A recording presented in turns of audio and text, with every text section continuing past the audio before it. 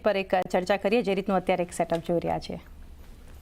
તો જાની તમારા પ્રશ્નનો ઉત્તર આપતા મારા ખ્યાલથી સોમવારે આ અઠવાડિયે આપણા ચેનલ સૌ પ્રથમ તો આપને સીએનબીસી બજારના દર્શકોને પ્રણામ, શુભ પ્રભાત અમારી તરફથી.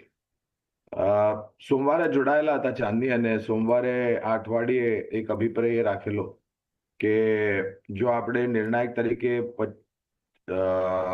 25,000 ની પાર જઈએ, 25,200 ની પાર જઈએ તો શક્ય છે આપણે 25,500 ની સપાટી બી જોઈ શકીએ છીએ, કારણ કે આ એવા અવરોધો હતા 25,200-300 જે આપણે છેલ્લા 2-3 મહિનામાં ઘણીવાર આ સપાટી પર આવીને વારી પાછા આપણે નીચે જતા હતા.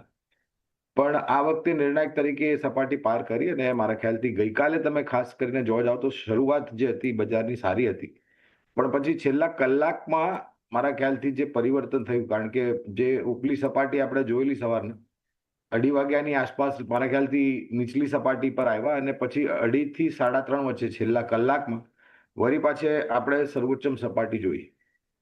ટ્રમ્પના ટ્રુથ સોશિયલ પર ટિપ્પણીઓ અને બાકી અન્ય જે પરિસ્થિતિઓ છે, હવે મારા ખ્યાલથી મારા માટે તો તમે મને પૂછો તો ટ્રમ્પ ઇતિહાસ થઈ ગયો છે. એ રાષ્ટ્રપતિ ટ્રમ્પ જે બોલે અને જે કરે એની માટે હું વધારે પડતું હવે મારું મગજ એની ઉપર નહીં લગાડું, કારણ કે છેવટે પછી એમને જે કરવું છે એ કરે છે. પણ અર્થવ્યવસ્થા, સ્થાનિય માર્કેટ, અને મેં એક ટિપ્પણી સોમવારે એ કરેલી ચાંદની કે જો આપણે 25,200-300 પાર કરી દઈએ તો આપણા જે મિત્ર છે વિદેશી સંસ્થાગત રોકાણકારો એ શોર્ટ પોઝિશનમાં બેઠા છે, અને એમના શોર્ટ કવરિંગના આધાર પર આપણે સારી એવી ઉપરની સપાટી જોઈશું, જે મને લાગે છે હજુ બી જોવાની બાકી છે. આજે તો શુક્રવાર છે એટલે વધારે પડતી ટિપ્પણી કરવી અઘરી છે, અને સોમવારથી જીએસટી નો નવો અવતાર 2.0 લાગુ થઈ જશે 22 સપ્ટેમ્બર. આ બધા સમીકરણ મને લાગે છે કે કદાચ અહીંયાથી આપણે ઉપર જઈએ એની શક્યતા મને લાગે છે. કદાચ નિરંતર આપણે છેલ્લા મારા ખ્યાલથી 10 દિવસથી ઉપર જઈએ છીએ, તો કદાચ એકાદ દિવસ આજે અથવા તો આવતા અઠવાડિયે થોડી ઘણી નફો બાંધવા માટે લોકો આવે, એમાં આશ્ચર્ય ન થવું જોઈએ. નીચલી સપાટી જોઈએ એમાં આશ્ચર્ય ન થવું જોઈએ. પણ મને લાગે છે કે હવે આપણે તૈયારી કરી રહ્યા છે એક નવી સર્વોચ્ચમ સપાટી બનાવવા માટે. કદાચ દિવાળી બાદ આ વર્ષના અંત સુધી અથવા તો નવા વર્ષમાં એક નવી સર્વોચ્ચમ સપાટી જોવાની આપણે તૈયારી કરી રહ્યા છે.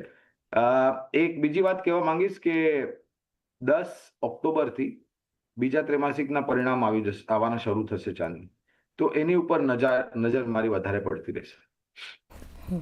ઓવરઓલ એક માર્કેટ માટેનું એક સેટઅપ અત્યારે જે રીતે જોઈ રહ્યા છીએ અર્નિંગ્સ પર, અને જે રીતે ગૌરાંગે પણ જણાવ્યું 22 તારીખથી એટલે નવરાત્રિની એક શરૂઆત પહેલું નહોતું, અને એક નવા જીએસટીનો એક સ્લેબ પણ આપણને લાગુ થતું દેશે.